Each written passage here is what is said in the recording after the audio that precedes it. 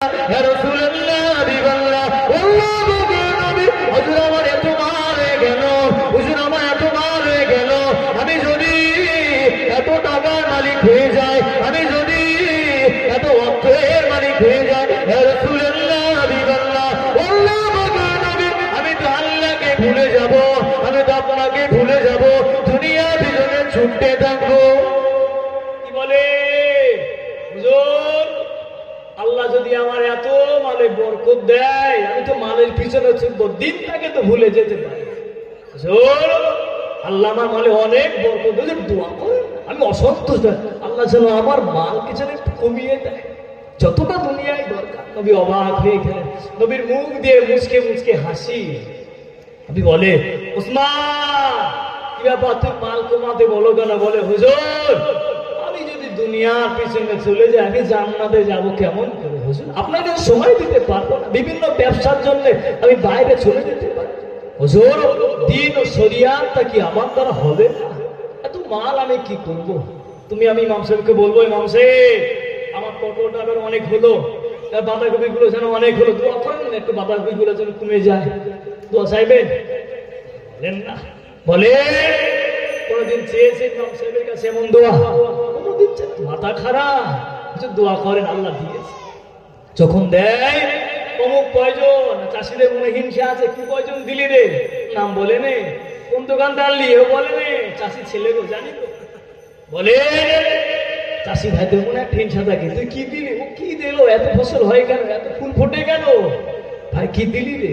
দিচ্ছি বলা যায়, দিচ্ছি ওই দিচ্ছি, নাম নেই, দোকানের নামও বলবে না, প্রয়োজন নামও বলবে না। বলেন আল্লাহ রাসূলের সাহাবা বলছে মালে বরকত যেন। নবী বললে ওসমান তবে তুমি যখন খাওয়া দাওয়া করে উটের পিঠে বসে খাওয়া দাওয়া করবে, ওসমান যখন তোমার ক্ষুধা লাগবে তখন উটের পিঠে উঠে যাবে, ঘোড়ার পিঠে উঠে বসে বসে খাবে। আল্লাহ রাসূলের সাহাবা ওসমান গনি হুজুর তাই করলেন। ওসমান গনি হাস, হুজুর মালে বরকত কমবে তো? আপনি বললেন আমার বিশ্বাস, নবী বলেছে মানে মিথ্যা হবে না। অন্য সাহাবার টেনশনে আমরা পাইনি, আর ওসমান পেল, তাও বলে মালে বরকত কমাতে। অবাকের বিষয় নয়। হযরত ওসমান গনি হুজুর আল্লাহ নবীর কথা মতো উটের পিঠে বসে খানা খাচ্ছে, জেনে বলবেন আরে বলা গেল না, উদ্দেশ্যকে দিন ও শরীয়তটা মজবুত করে ধরবে। আল্লাহ নবীর সাহাবা ও যুবকেরা ওয়ামারু বিমানা বাইরা মহিলাগণা, আল্লাহ নবী সাহাবা হযরত ওসমান গনি রাদিয়াল্লাহু তাআলা আনহু, আল্লাহ নবী কথা মতো, আল্লাহ নবী কথা অনুযায়ী উটের পিঠে উঠে গেলে, উটের পিঠে উঠে গেলে খানা খাওয়া আরম্ভ করে দিলেন। চলতে ফেরে খানা খাওয়া শুরু করে, চলতে ফেরে খানা খাওয়া শুরু করে। কিছুদিন পরে আল্লাহ নবী তো বলে আছে ইয়া রাসূলুল্লাহ হাবিবাল্লাহ, ইয়া রাসূলুল্লাহ হাবিবাল্লাহ আল্লাহ বলে নবী হুজুর বস্তাকি গাড়ি নেবেন না, হুজুর বস্তাকি গাড়ি নেবেন না, আমি ওসমান আপনার কাছে দিলাম, কিন্তু মালে তো বরকত গাড়ি কমলো না, মালে বরকত গাড়ি কমলো না। আমি হিসাব করে দেখি আরো যেন বরকত হয়ে যায়। আর ওজনে বলেন সুবহান। দাদুজান একটু সময় হলে একটু পাশে আসেন, আমার অসুবিধা হয় বুঝলেন, একটু পাশে আসেন, আপনার সব অসুবিধা এদিকে আসেন, আসতে দিলে আমার নিজের অসুবিধা হবে, কিছু মনে না, কষ্ট থেকে শুনে বসেন, অসুবিধা হলে। বলে আল্লাহ রাসূল বললেন ওসমান তুমি কি মাল পেলে? হুজুর কি মাল? হযরত ওসমান গনি বলে হুজুর আপনি দোয়া করলেন, আপনি বললেন আমার মাল কমে যাবে। হুজুর কি ব্যাপার, মাল তো বেড়ে যাচ্ছে, কি করব আমি? হুজুর আপনি বললেন উটের পিঠে বসে মাছ খেতে। হুজুর আমি যখনই খানা খাই উটের পিঠে বসে খাই, অনেকে হাসাহাসি করে, বলে ওসমান ছোট বাচ্চাদের মতো করে কেন? হুজুর আমি তো আপনার কথা মতো উটের পিঠে সওয়ারি হয়ে তো আমি খানা খাই। হুজুর আল্লাহ রাসূল বললেন ওসমান তো উটের পিঠে যখন বসে তুমি খাওয়া দাওয়া করছে, তোমার ভাতগুলো কি নিচে পড়ে না, অন্নগুলো নিচে পড়ে না? বলে হুজুর পড়ে। তুমি সেগুলো কি করো? বলে হুজুর আমি আবার উঠ থেকে নেমে সেগুলো কুড়িয়ে ধুয়ে মুছে আবার খাবো। এখানে তো সমস্যা করলে। বলেন তুমি এখানে তো গন্ধ কেন ফেলে?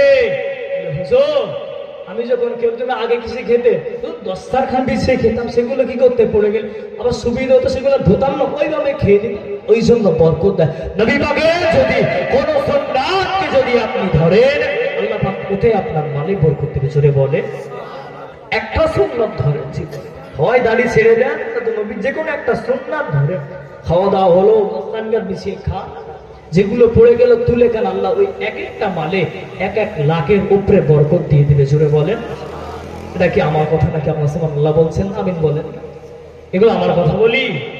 আল্লাহ রাসূল বলল, ওসমান তোমার মালে যদি বরকত কমে তাহলে ভাতগুলো কেন খেলে? আল্লাহ রাসূলের সাহাবা ওসমান বলে, হুজুর আমি লেবে যাই আবার খাই। রাসূল বলে, এক একটা অন্নে আল্লাহ তোমার লক্ষ লক্ষ বরকত দিয়ে দিয়েছে। জোরে বলবে। এটাই তো রাসূলের সাহাবাদের প্রেম। তোমার আমার দুনিয়ায় টাকা হয়ে গেলে ধারে কাছে যাওয়া যায় না। কিছু কিছু মানুষের দেখবে হঠাৎ করে টাকা হয়ে গেলে ধারে কাছে যাওয়া যায় না। আবার দেখবেন গ্রামগঞ্জে কিছু কিছু হুক করে 2-1টা নিয়ম ছেলে ইমামের মতো হয়ে যায়, মুয়াজ্জিনের আগে হাজির হয়ে যায় মসজিদে। এটা সমস্যা আছে। এই হুক করে হুজুর আওয়া, হুক করে মুসল্লি, এটা খারাপ জিনিস। আমি বলিনি নামাজ পড়তে বারণ করিনি। দেখবেন খুব করে মুসল্লি বাবা ইমাম সাহেব মুয়াজ্জিনের আগে হাজির, খারাপের লক্ষণ আছে। প্রায় তো দেখছি। খুব করে হবেন না, আস্তে আস্তে হবে। 5 ওয়াক্ত নামাজ পড়তে পারলেন না, একত্র করে ধরেন। একসাথে 5 ওয়াক্ত হবে না, আস্তে আস্তে ধরেন। আমি দেখেছি প্রায় আমার পরিবারের মধ্যে বলবো না, আমার পরিবারের মধ্যে আমার একটা চাচতো ভাই অনেক নামাজ ধরেছিল, বুঝলেন। আমাদের আগে আমাদের বলতো, তুমি হুজুর মানুষের মসজিদে যাও না, বাড়ি পড়ছো, ব্যাস কিছুদিন পরে গন্ডগোল করে ফেললো। ওই জন্য খুচরো হুজুর হওয়া বহুত সমস্যা। আপনি আস্তে দিনকে ধরেন, একেবারে ধরতে যাবেন না, একেবারে দিন ও শরিয়াতকে ধরতে যাবেন না, আস্তে আস্তে ধরে। আজকে 2 ওয়াক্ত বললেন, কাল 1 ওয়াক্ত, এভাবে আস্তে আস্তে 5 ওয়াক্ত নামাজকে আপনি কন্টিনিউ করবেন। কদিন থাকবেন বলেন, আজ আছি তো কাল। নবী পাকের সাহাবা হুজুরদের প্রেম, রাসূলের সাহাবা হুজুরদের প্রেম যদি আপনার ভিতরে না আসতে পারে, আল্লাহ রাসূল বললেন, কেউ যদি দুনিয়ার মানুষের থেকে, আত্মীয় স্বজন, পাড়া প্রতিবেশীর থেকে আমি রাসূল যদি আমাকে বেশি মহব্বত না করতে পারে, সে ঈমানদার হতে পারবে না। নবীকে যদি মহব্বত না করতে পেরেছেন, সে টোটালি ঈমানদার হতে পারবে না। ওই যে নবীকে বেশি মহব্বত করে। আল্লাহ রাসূলের একজন সাহাবা, রাসূলের চাচার নাম আমিরে হামজা রাদিয়াল্লাহু তাআলা। আল্লাহ রাসূল একবার আবু জেহেল ছোটবেলায় নবীকে ধরে মারলেন। আবু জাহাল আল্লাহ রাসূলকে মেরে রক্তাক্ত করে দিল। মুহাম্মদ সাল্লাল্লাহু কে, মুহাম্মদ তোমার এত বড় কথা বলে আবু জাহাল নবীকে মারলেন। বলে অমুকের বা গ্রামে ঝামেলা হলে বলে না, তোমার ভাই তোকে অমুক মেরেছে, স্ত্রীগুলো বলে না, তুমি কিছু বললে না, তুমি কিছু বললে না, তোমার ভাই তোকে মারলো। কি আমার চাচতো ভাইয়ের গায়ে হাত, আমার পরিবারের উপরে হাত, এক দৃষ্টি আর এক দৃষ্টির মধ্যে লাগে না? দম থাকলে আসিস, আমার বড় ছেলে বাড়ি আসবে না, দেখিস কি হয়, বলে না ঝামেলা শুনে। আল্লাহ রাসূলের চাচা আমিরে হামজা হুজুরের স্ত্রী বলে, ওগো তোমার ওই ভাতিজা এতিম ছেলে মুহাম্মদকে আবু জাহাল মেরেছে, তুমি কিছু বলবে না? মুহাম্মদকে আবু জাহাল রক্তাক্ত করে মুহাম্মদ কাঁদছে দুঃখে, তুমি কিছু বলবে না? আমিরে হামজা হুজুর তীরের ডাঁট খানে নিলেন। আগে তো আরো তীরই ছিল, বলল কি ছিল, তীরের ডাঁট নিয়ে আল্লাহ দরবারে শপথ করলেন, যতক্ষণ না পর্যন্ত আবু জেহেলকে আমি না মারতে পেরেছি, 1 ঘট পানিও পান করবো না। জোরে বলবে। বলে নবীর প্রেম, নবীর মহব্বত।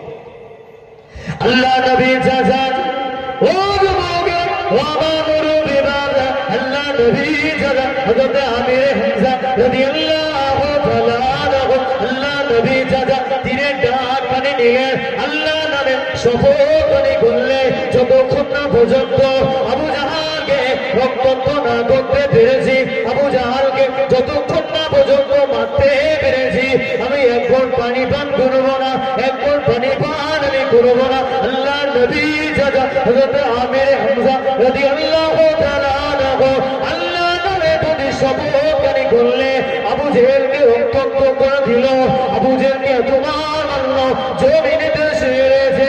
আল্লাহ নবী কাছে দেয়াজি, ও ভাতিজা, ও মুহাম্মদ সাল্লাল্লাহু, খুশি হয়ে যাও, খুশি হয়ে যাও, একটু হাসো।